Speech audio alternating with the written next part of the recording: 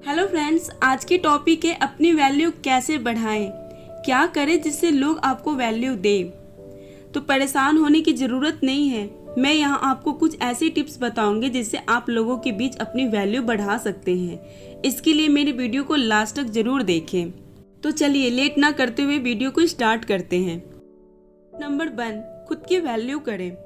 अगर आप चाहते हैं कि लोग आपकी वैल्यू करें तो सबसे पहले आपको खुद की वैल्यू करनी पड़ेगी। आपको खुद को मान सम्मान देना होगा। अगर आप खुद का ही मान सम्मान नहीं करते, खुद की ही वैल्यू नहीं करते और दुनिया से उम्मीद करते हैं कि वो आपको इज्जत करे, तो यह बिल्कुल भी पॉसिबल नहीं हो सकता। इसके लिए आप खुद को एक्सेप्ट करना पड़ेगा। आप जैसे भी हैं खुद को एक्सेप्ट कीजिए। आपके जैसा इस दुनिया में कोई भी नहीं है।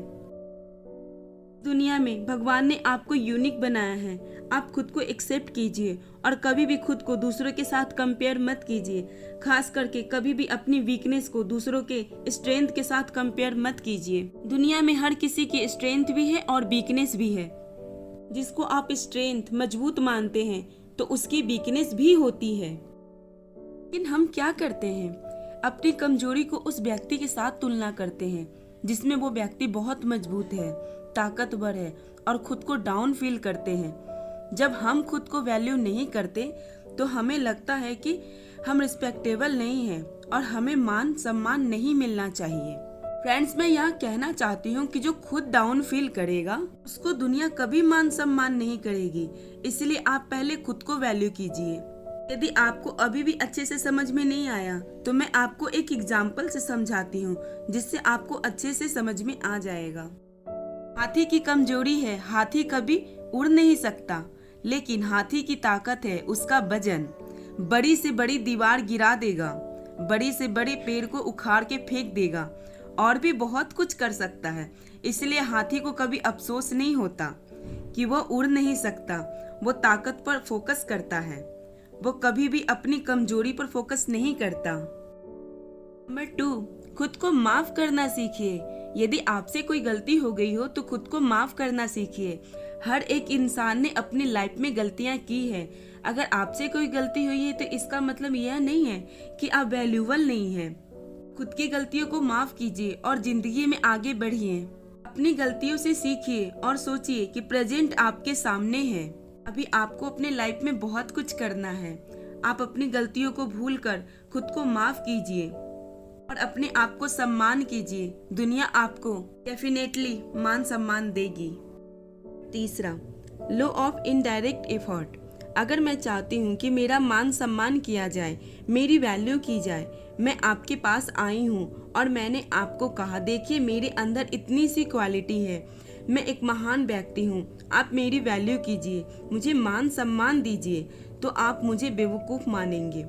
आप मेरी वैल्यू नहीं करेंगे क्योंकि ये डायरेक्ट एफर्ट करना हुआ और डायरेक्ट एफर्ट करने पर कोई आपकी इज्जत नहीं करेगा। फ्रेंड्स, मैं आपको बस इतना कहना चाहती हूँ, डायरेक्ट एफर्ट कभी काम नहीं करता। इसलिए आपको law of indirect effort follow करना चाहिए क्योंकि इनडायरेक्ट एफर्ट काम करता है। जैसे अगर मैं चाहती हूँ कि आप मुझे मान सम्मान दें तो सबसे पहले मुझे आपको मान सम्मान देना होगा। अगर मैं आपको मान सम्मान देती हूँ तो मैं आपके दिलो दिमाग में एक अलग जगह बनाऊंगी। इसके बदले आप भी मुझे मान सम्मान देंगे। अगर मैं चाहती हूँ कि आप मेरी बात को ध्यान से सुने तो मुझे आपकी बातों को ध्यान से सुनना होगा। यह है लॉ ऑफ इनडायरेक्ट। 4, कभी किसी के सामने रोना मत, क्योंकि किसी के सामने आप रोते हैं या अपनी प्रॉब्लम शेयर करते हैं तो सर्वे यह कहता है कि 81% लोगों को फर्क नहीं पड़ता कि आपकी ज़िंदगी में प्रॉब्लम है और 90% लोग खुश होते हैं कि आपकी लाइफ में प्रॉब्लम है, कोई समस्या है। उनको सुनकर बड़ा मज़ा आता है।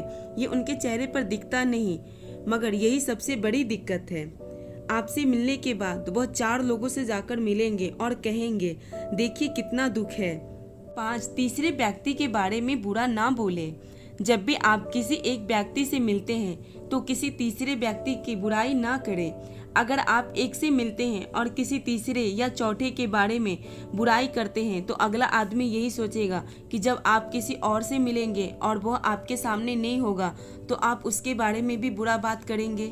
किसी तीसरे व्यक्ति में बुराई बोलने वाले लोगों की मार्केट में कोई इज्जत नहीं करता।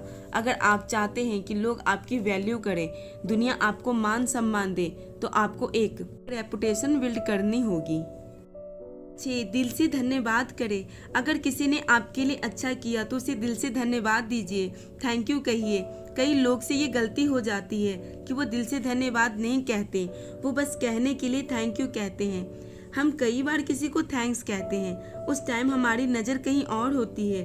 उस व्यक्ति ने सुना या नहीं सुना, इस चीज़ पर हम ध्यान नहीं देते।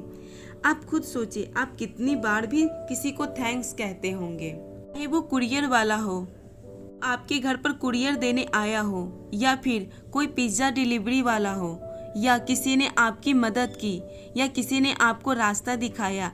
आप कितनी बार फील करते हैं कि आपने दिल से धन्यवाद किया। यदि पॉसिबल हो तो उससे हाथ मिलाकर उसकी आंखों में आंखें डाल के चेहरे पर स्माइल रखें और दिल से बोले thanks. Number 7, don't be complainer. आप हमेशा कंप्लेन करते मत रहिए। कुछ लोग हमेशा कंप्लेन करते रहते हैं, अरे यार यहाँ गर्मी बहुत ज़्यादा है, बस कभी टाइम पे नहीं आती, या हमेशा ऐसा होता है, मेरे साथ ही ऐसा क्यों होता है। जब आप कंप्लेनर बन जाते हो तो पॉजिटिव लोग आपसे दूर चले जाएंगे। अगर आप कंप्लेनर हैं तो आपको कंप्लेन करने की और भी अपॉर्चुनिटी मिलती जाएगी। आपकी ज़िंदगी में कई ऐसी घटना घटती जाएगी जिसके बारे में आप कंप्लेन करते जाएंगे। और दूसरा साइड इफेक्ट ये होगा कि आप अपनी लाइफ में और भी कंप्लेनर को अपनी तरफ और भी अट्रैक्ट करते चले जाएंगे। इन लोगों को कंप्लेन करना बहुत पसंद है, वैसे लोग कि आपके ग्रुप में आना शुरू कर देंगे। कंप्लेन करना अपने आप में नेगेटिव चीज़ है, इससे दूर रहें, इससे आपके लोगों के सामने वैल्यू कम हो जाएगी।